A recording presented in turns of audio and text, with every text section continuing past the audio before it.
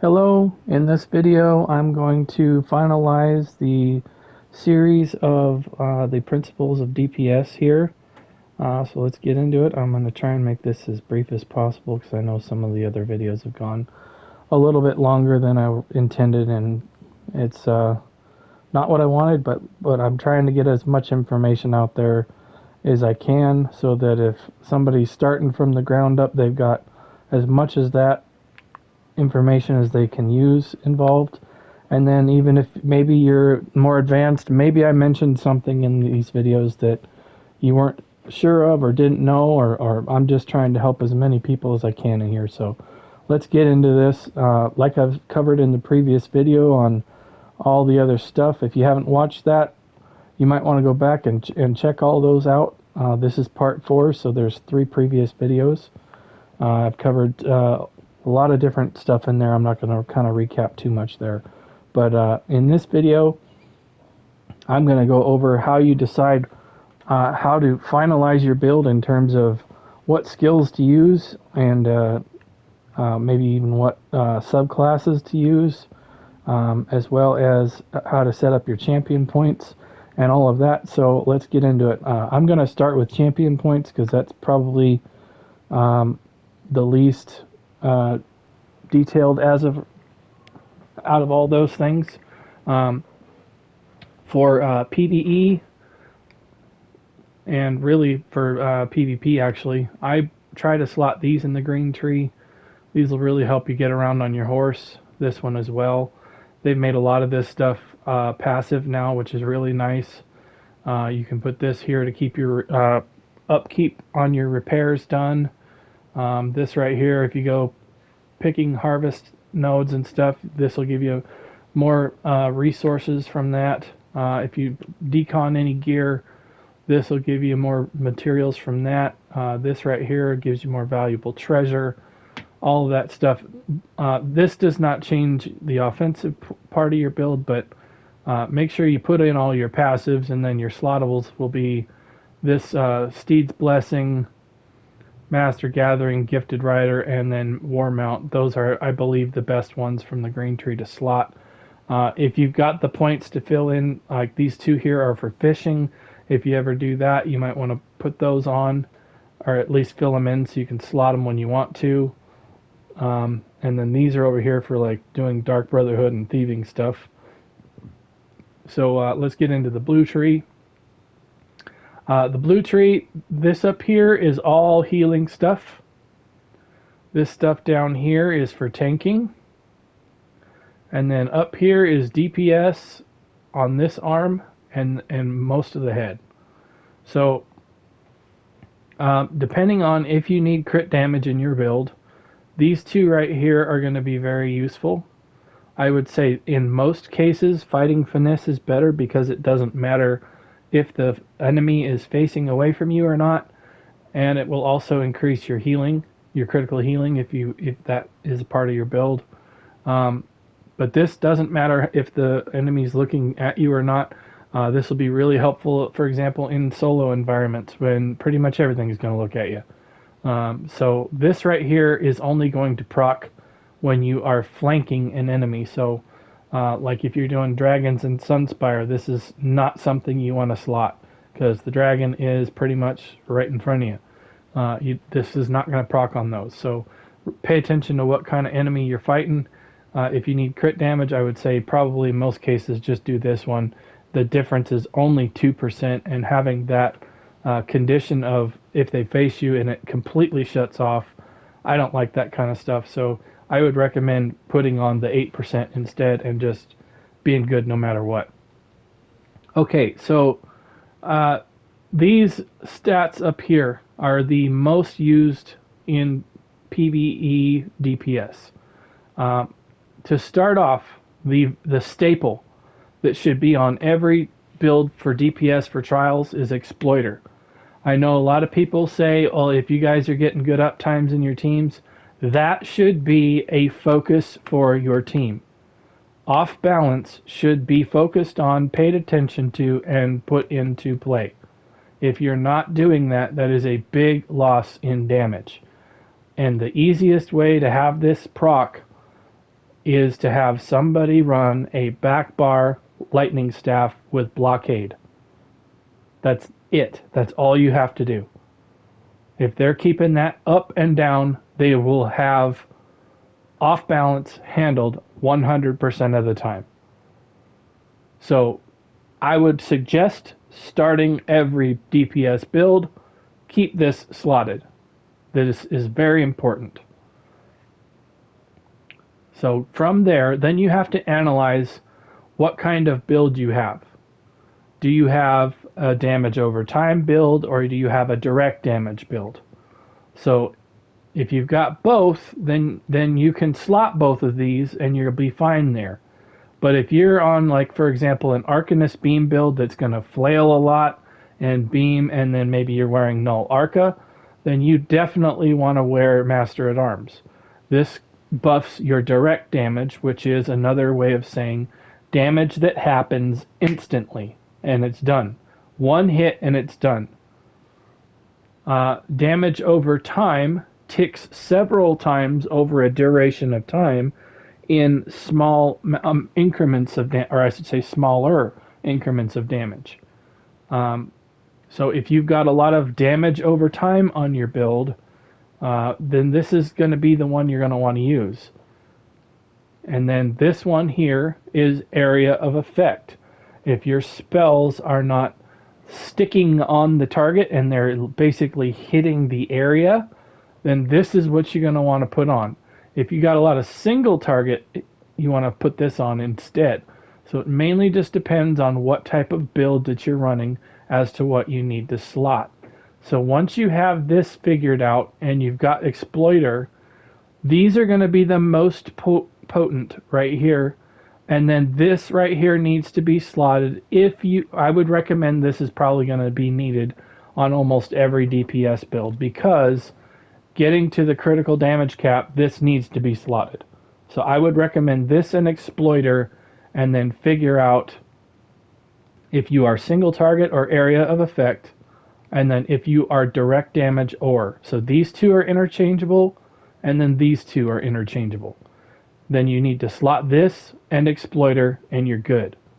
I know a lot of people talk about Wrathful Strikes, and the reason why this one here is not as effective as these up here, these are percentage boosts. Now, when you're talking about getting a really super high damage DPS build going, that 6% is going to keep scaling. Whereas if you slot Wrathful Strikes, 205 weapon and spell damage is it. That's all you're ever going to get out of it, and it's not going to change. However, these percentage boosts scale as big as you can get them. So if you keep getting more damage shoved into your build from your support or a set that you're wearing, or if you're just in the zone with your rotation and getting your buffs up, then this is going to keep going up and up and up as high as you can take it. And this can easily pass up Wrathful Strikes really quickly. 205 weapon and spell damage is really not that much in the realm of what the new meta is with subclassing. I mean, if you've got nothing else to put on, then by all means slap it on there. But that is definitely not going to compete with these over here. I would focus on getting these on your build first. Okay, so hopefully I didn't go over that too quickly. As always, get your passives in. Those are really important. Don't ever neglect them. Go in here and get all your passives that you need to. And then in here, all of these are extremely important. These will increase your status effect damage, as well as how often you apply a status effect on the enemy. And then this will give you penetration here. And this middle one here is also very important. That's just about 1.5% or so of critical chance. So don't neglect your passives. Make sure they're on. Once you have your main slottables and your passives filled in, then you can start looking in at like utility stuff like unattained aggression and occult overload. This is really good in ad pulls. If you happen to need penetration, then force of nature can be really helpful. It just depends, but I would not fill those in until you've got your basics and your mainstay slottables handled. Okay, so on to the red tree. This is again not going to change the damage of your build, but it's going to help you with sustain as well as your resistances and your defense and how your survivability is going to be. I would recommend on every single DPS build that you start with Boundless Vitality as well as Fortified.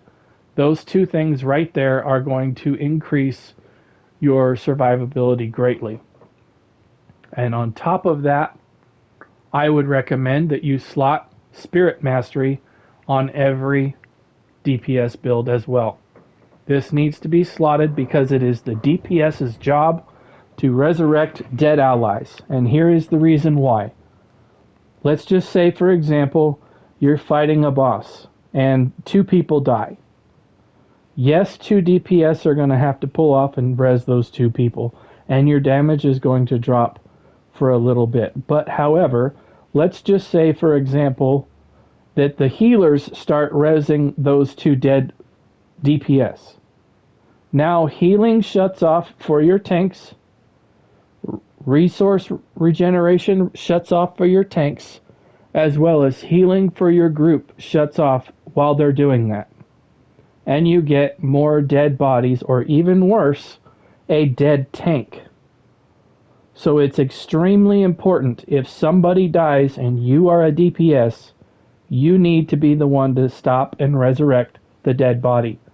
The healer can heal you while you're resing, and the rest of the DPS can continue damage.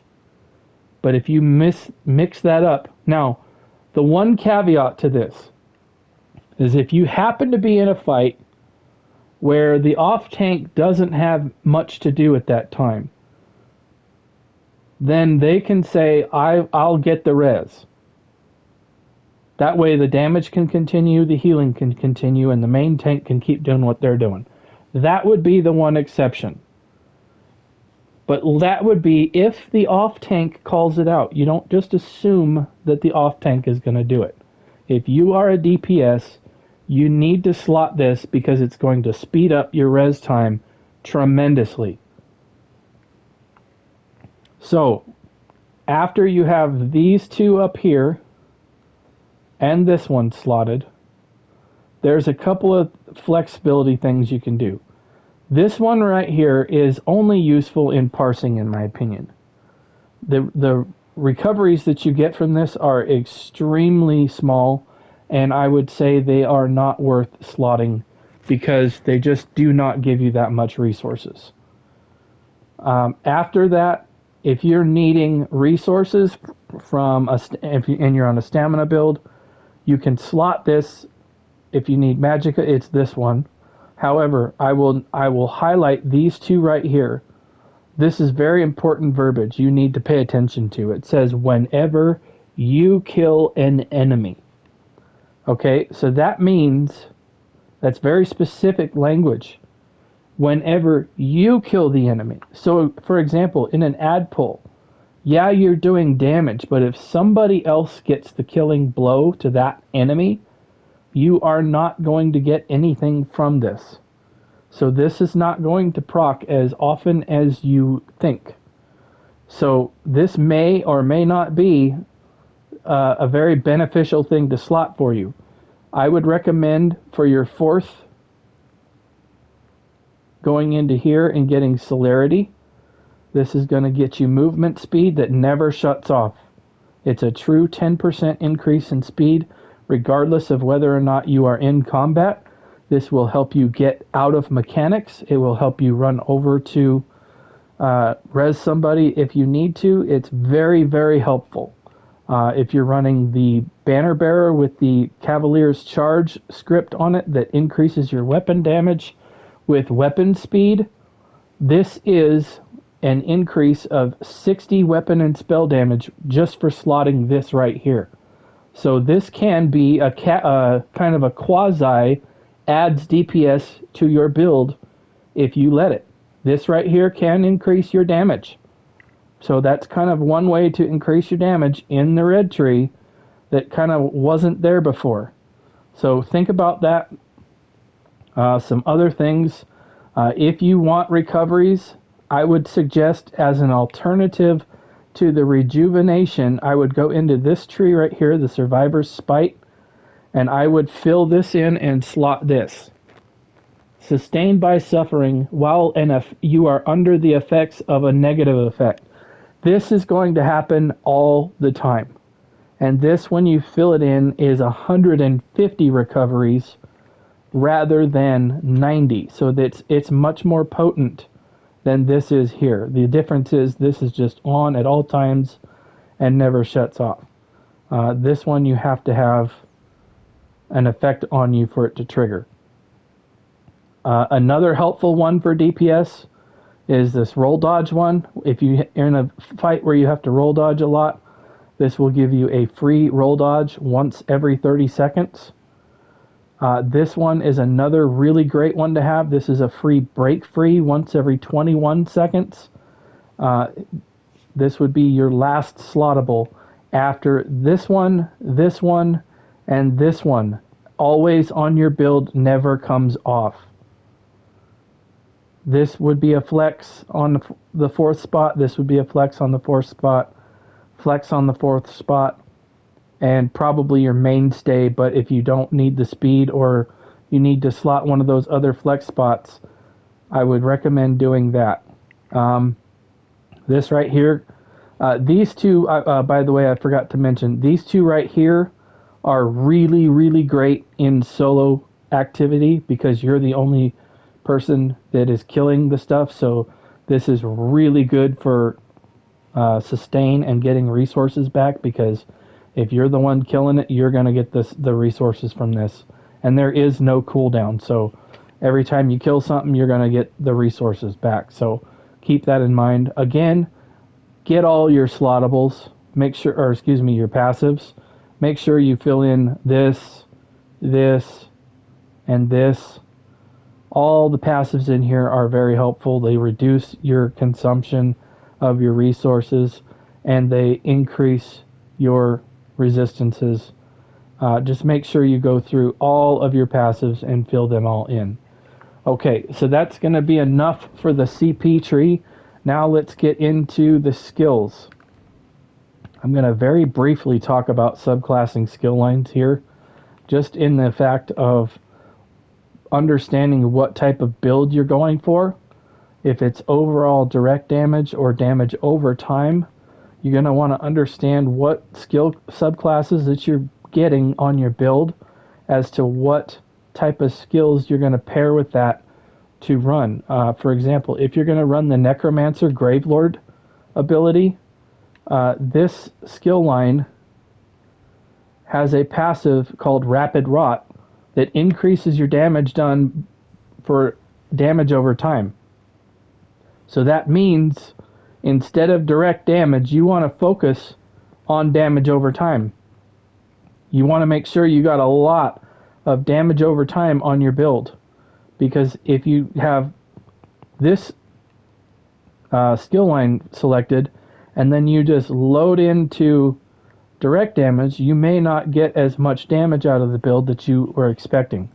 That's not to say you have to only put damage over time abilities on, but it's something to focus on and make sure that you are prioritizing damage over time, because that is how you take ads out, and damage over time can make up a large amount of your damage if you bundle it all together. So just keep that in mind.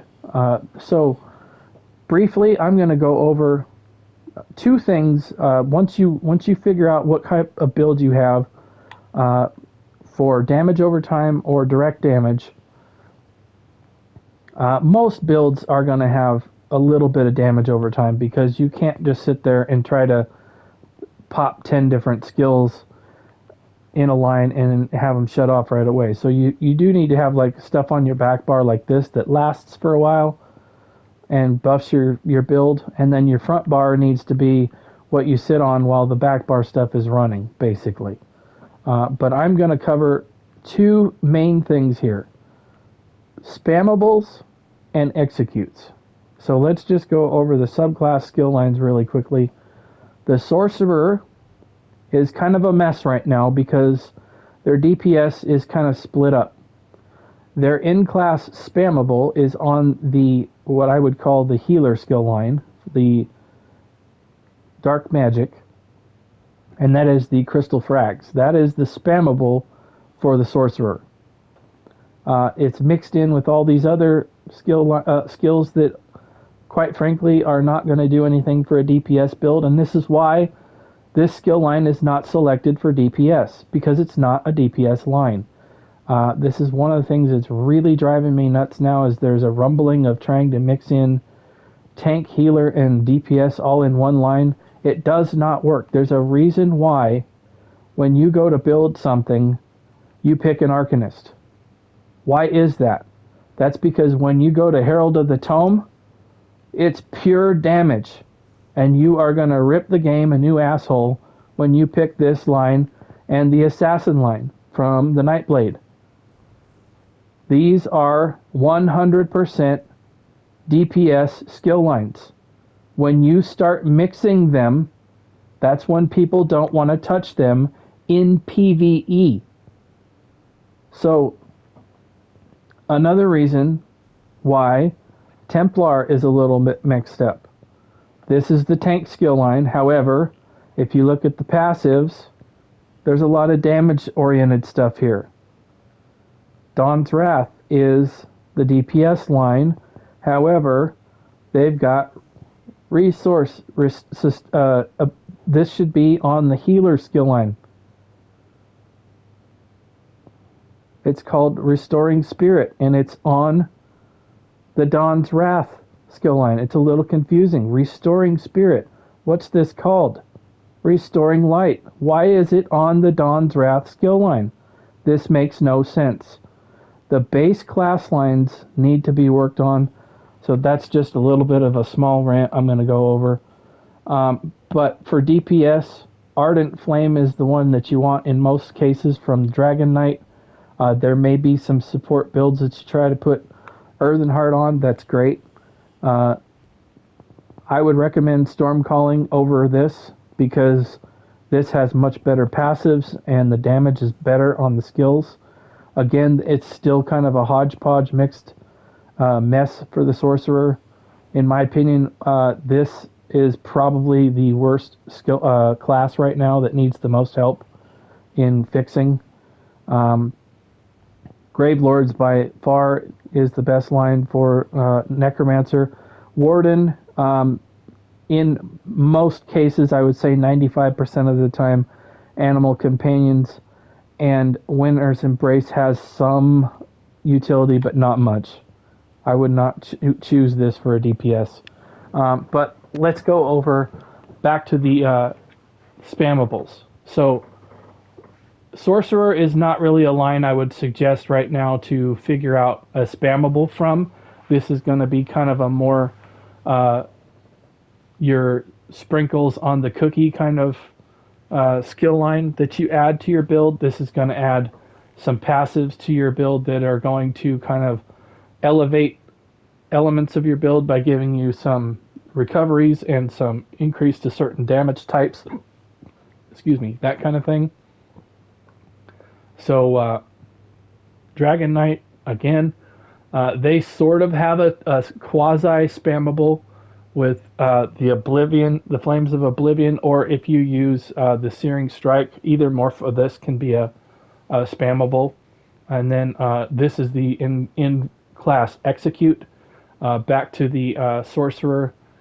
The in-class Execute is obviously Mage's Wrath, but there's no spammable on the DPS line here, so that's another problem with Sorcerer. The spammable and the execute are split up. They're not on the same line. Nightblade. The spammable is from the Veiled Strike, and then the execute is Assassin's Blade. Either depending on what morph you're using and what discipline you are, either Magicka or Stamina, you'll have to pick those accordingly. And then Templar, the spammable is actually up into the tank skill line, just like the sorcerer. The spammable is up here on the tank skill line.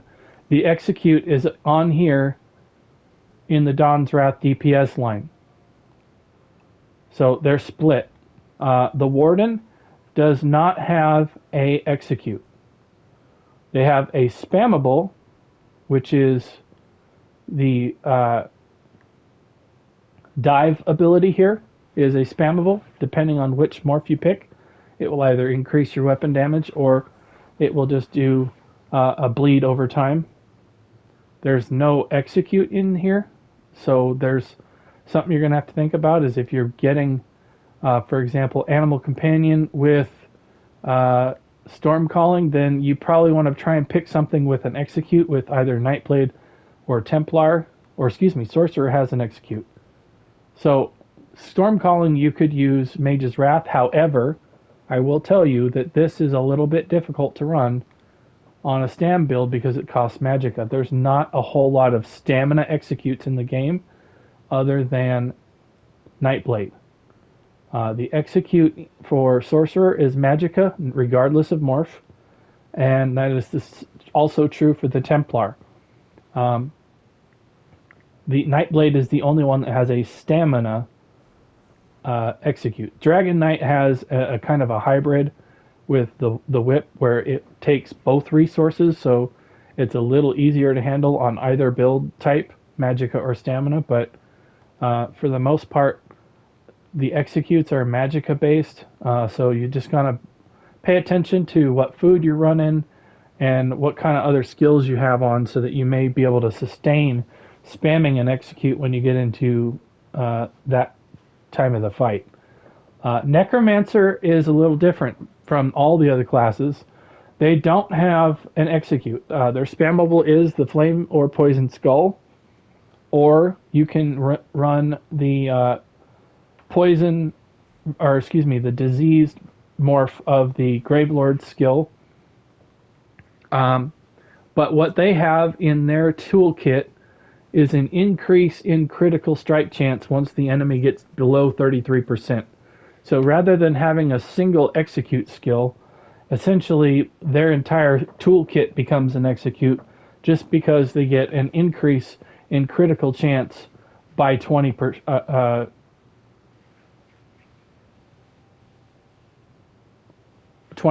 increase critical strike chance, which is a lot. If you're running a regular build that hits about 60 or so critical strike, and when you get into execute, this is going to bump you up into the 80 range to where you're just about critting on almost every tick of damage that you're doing. So that's basically what the Necromancer is. It's a damage over time with a nasty execute and some penetration built in. I highly recommend checking this skill line out. It's really, really good for DPS. Arcanists, they don't really have an execute per se because their Fate Carver ability obviously is the most damaging skill in the game in terms of AoE and just it is right now top tier for cleaving down adds. The Flail is your Crux builder, so it's either going to be the Flail on a stamina build or Rune Blades on a magicka build for your spammable and Crux builder. This is going to be your that's another thing I'm going to talk about just to close out the video. I'll get to that in just a second. But these are just think about what type of build you're doing, and then try to kind of build from that. What type damage over time or direct damage? What is your spammable going to be? What is your execute? All that type of stuff. If you start kind of dissecting it like that, it's a little easier to kind of weave around. And if something doesn't work, that's fine. You can go back to the altar, pick a different skill line, and try something else. It's okay to experiment. You do not have to look on the internet for the meta and just do that. You can do whatever you want with this game now. With subclassing, you can literally get 100,000 DPS on a lot of different builds. You do not have to follow the meta. And anybody out there that's requiring their DPS to bring 150,000 damage, let them go off and be bored in their own group. That is ridiculous. It is not needed in any of these trials. Just because somebody's dummy humping at 150,000 should not be the gatekeeping line of what you require for your trials team. That is ridiculous.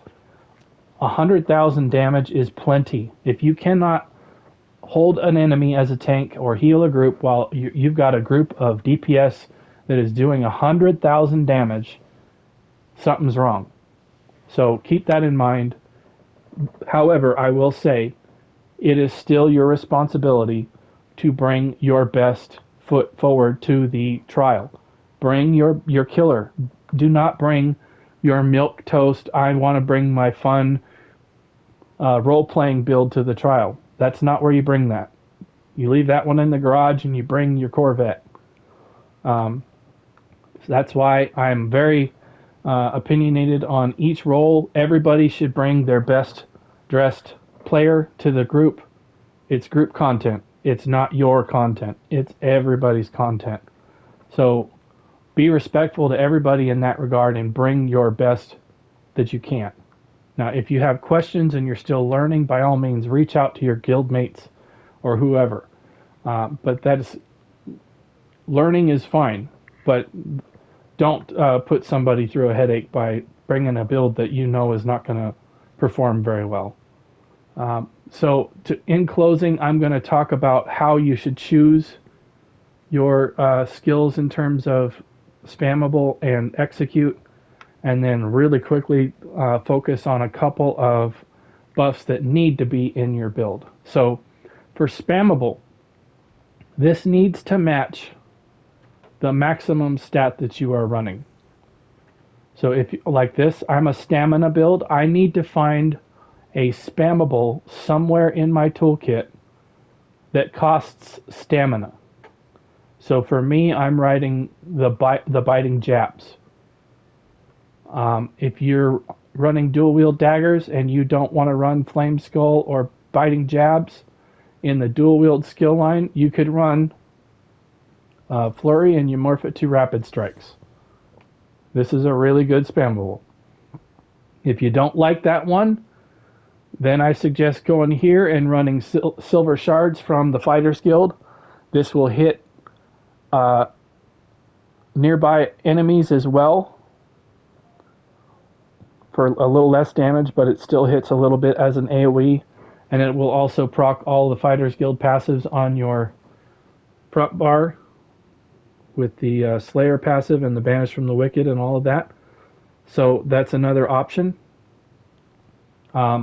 The Sigic Order, if you're a Magicka build, I would seriously look at running this as a spammable. Now that they have buffed status effect damage, when you apply Burning, Concussed, and Shield on every light attack that you're doing, this is going to be really, really helpful for damage. Keeping up Burning, Chilled, and Concussed, especially if you're running Herald of the Tome, that's going to increase your status effect chance by 15%. And then also, Gravelords, the Rapid Rot will increase the burning because that's damage over time. So just keep that in mind. Those are some options for spammables. For executes, I would try to match the resource that you're doing. If you're on a stamina build like this, I don't really have a stamina execute to go to here. And so what I'm using for my stamina execute is Whirling Blades. This is not a great execute, but it's still, it scales when the enemy gets down. That's how you decide what an execute is, by the way. Whenever you see this verbiage here where it says it does increase damage to an enemy with less than X amount of health, that's essentially an execute. So just keep in mind on that. So that's going to be it for this video. Thank you for watching the entire series. If I left anything out or I think of something later, I may pop in another edition of this, call it a reboot as a joke. But thank you for watching.